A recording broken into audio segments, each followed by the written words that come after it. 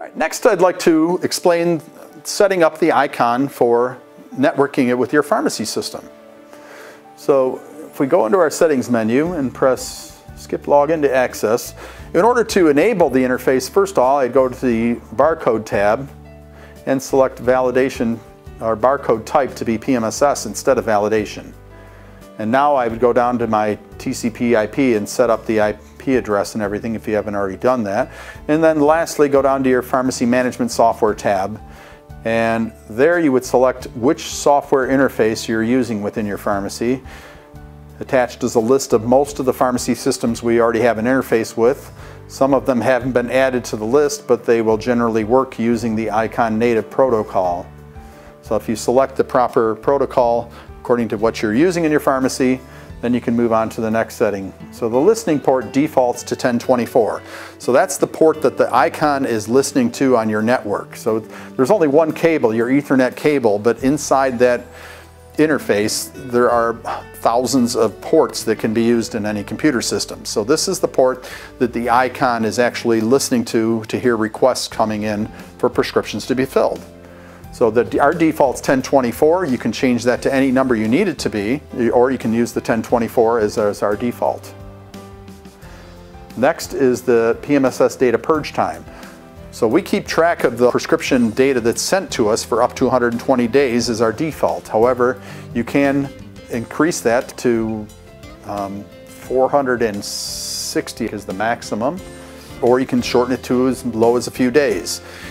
If you do shorten this really short, the Icon does use this information if you're interfaced to keep track of your partial fills.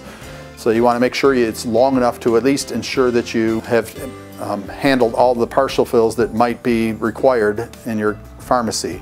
So next is the clear PMSS data. If you select that, it will ask you if you want to delete all the PMSS data. That's basically a table of all the prescription information that we've received from your pharmacy system. So if you want to transfer your Icon to another location and you want to remove all that information, or if you're sending it back to the factory after having done a trial and you want to delete all that, you can simply do so by selecting that and pressing yes, and now all that data has been deleted. The next parameter is for our photo retriever.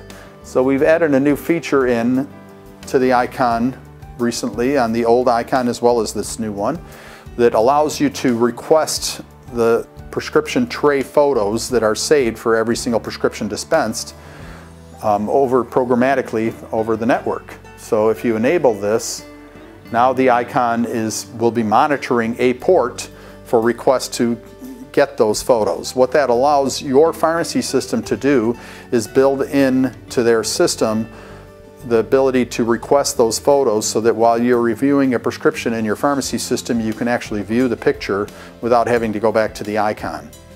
So if you enable that, the next parameter that shows up is your port number, and you can specify which port the Icon is listening to in order to handle those requests for the pictures. The default is port 80. You can change it to whatever port number you prefer. That concludes the settings on the pharmacy management software.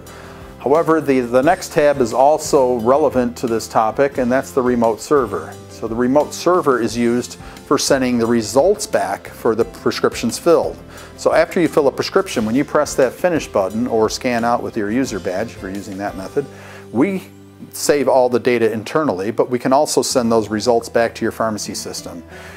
And this is the tab where you'd go to set that up. So if you go to send count results bidirectional and change that to enabled, then you now have the ability to specify the IP address that we're going to send those results back to.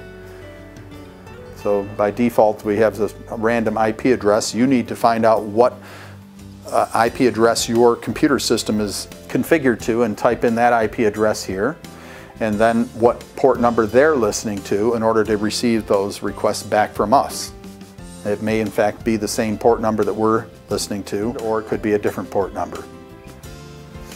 And then the timeout defaults to 5,000. Most people don't change that, but that's 5,000 milliseconds or 5 seconds. So that's how long it would wait for a response from the pharmacy system when it tries to send the results back to it.